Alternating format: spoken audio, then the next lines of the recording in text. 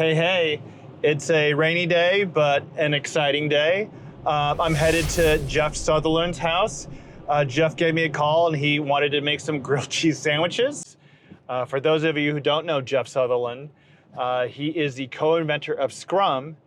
And fun fact, many years ago when I was a young guy trying to start my first company, we hired Jeff as our chief technology officer. And Jeff and I have been friends ever since.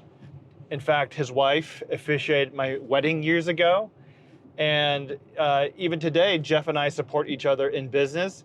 We're very lucky at New Fire Global Partners to have Jeff as a senior advisor at the company. And I'm also privileged to serve Jeff as a board member of his company, Scrum Inc. So I'm headed to Jeff's house, and I'm sure we're gonna have some great conversation and some excellent grilled cheese sandwiches. Hey, Steve, welcome. What we're doing here is we're creating a next generation grilled cheese sandwich. Okay. And I thought I could make a better grilled cheese sandwich, but it turns out that is not easy. Yeah, well, it's a mature technology, right? So hard to improve. The first thing you're going to have is really good sourdough bread. So we're starting with that. We put a little mayonnaise and mustard on there. You put mustard, huh? Yeah, I like a little mustard. I like it a little spicy. The master chef says you always have at least 2 types of cheese, never one kind of cheese. So I've got 2 here. Why don't we open the wine and okay, good. We can have a sip while we're cooking. Yeah, I'll open it up. Okay, so what we're going to do is the cheese melted a little bit, but then I found to really get it melted well, it goes to the broiler. Oh, really? Off. Yeah. You're gonna put this in the broiler. Well, thanks for stopping by, Steve. Yeah. Cheers again. Well, I'm excited to try this. Well, I hope it's good. It always comes out a little different every time, you know. I thought we weren't supposed to let the robots write software. Isn't that the beginning of all the doomsday stories? It may be, but the real ultimate model is like the Star Trek model. You know, the commander of the Enterprise couldn't even get to first base on a mission without the computer. He's constantly talking to it. Yeah. He's the one that has the intent, that makes the final decision, but what should be done, the implications of what should be done, how we should do it, that's all in collaboration with the computer. And that's the way it's going to be successful. Human in the middle. Yeah. Here's the model that convinces me. In both chess and Go, the computer became the world master. Then within a year, humans with laptops with AI on it, a team of them beat the world champion. Oh, I didn't know that. That's the model. That's the way a Scrum team should be. It's humans with the laptops with the AI. And so it's really melding. Yeah. But the model is not the AI takes the job. It's someone using AI is going to take your job. It's a tool. It's a tool. It's more than a tool because it really is a collaborative intelligence. Yeah. Particularly when we get to general intelligence, AGI. Once we have AGI, the computer is as smart as we are. Yeah. It's a collaborator. Yeah. Yeah, it's interesting. We've been experimenting with basically AI coding partners. And it definitely adds a lot of value. It does seem to be more valuable, more productive for more senior people at the moment where they already know what good looks like. Right, so they're smart enough to, yeah. They can use it for leverage versus if you're junior or just getting started, it's a little bit like copy and pasting code, right? So at least in its current form, I'm sure that's going to change a lot, but it's definitely very interesting. It's a topic of discussion.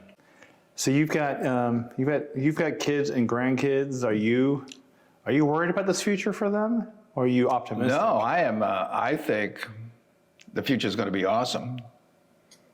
So you're like Sam Altman, trying to build the best world ever.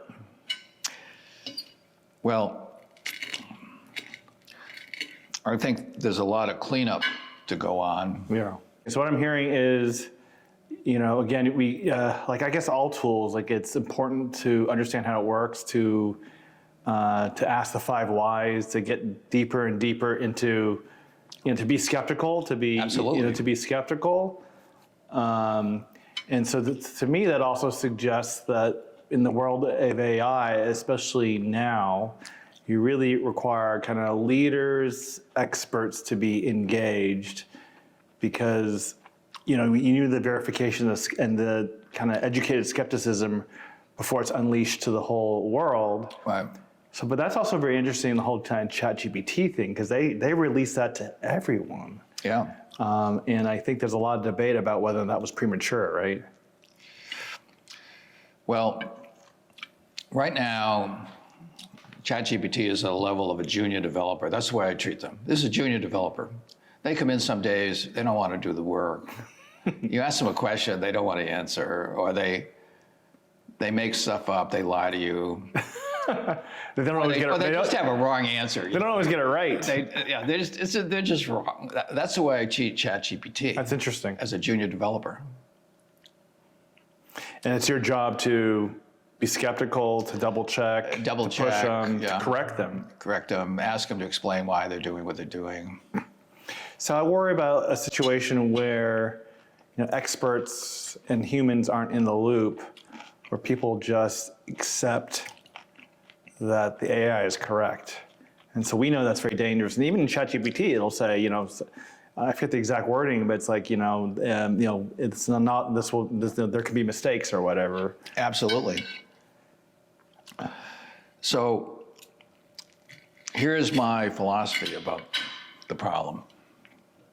There are big problems. All of these are real problems. The challenge is AI collaboration is our future. It's going to happen whether we want it or not. The forces in motion, I believe, are unstoppable. So we need to get ahead of the curve and start pairing with the AI. And Scrum is a very good way to pair with the AI, because Scrum has certain values that the AI learns.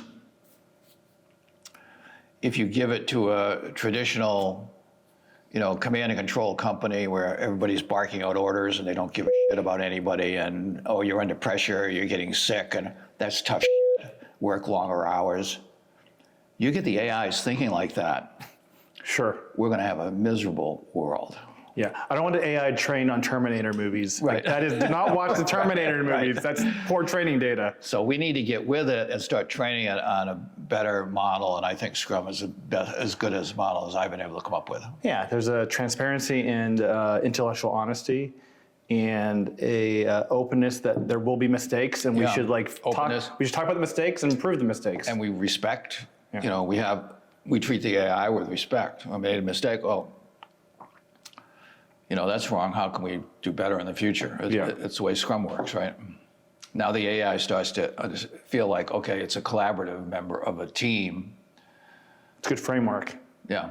Yeah, it's interesting. The framework applies. I was told by a senior researcher at IBM's research lab in Zurich, he said, the supercomputers are going to use Scrum. I said, how do you know it will work? He said, if it works with people that work on the supercomputer. I said, well, you're going to have a different type of chip, because the chip has to dynamically modify its behavior in real time based on changes of priority. He said, we're already working on that chip. But for sure, AI is here. I mean, it's here to stay. It's going to be with us going forward. I think figuring out that relationship, the interplay, the collaboration. Yeah, and my concern is the speed at which, in 6 months, ChatGPT went from 3.5 to 4, and 4 was more than 10 times better. They're trying to slow down ChatGPT 5, but it's going to be more than 10 times better, right? Mm-hmm. And that pace of 10 to 100 times better within 6 months to a year, it's going to continue. And it's faster than people's minds can absorb. Yeah. It was definitely the best grilled cheese I ever had. It was certainly it's certainly more sophisticated than grilled. I mean, I wouldn't even call it a grilled cheese sandwich. I mean, I think it was something that was based on a grilled cheese sandwich matrix. Yeah. But it was really good. Thank you.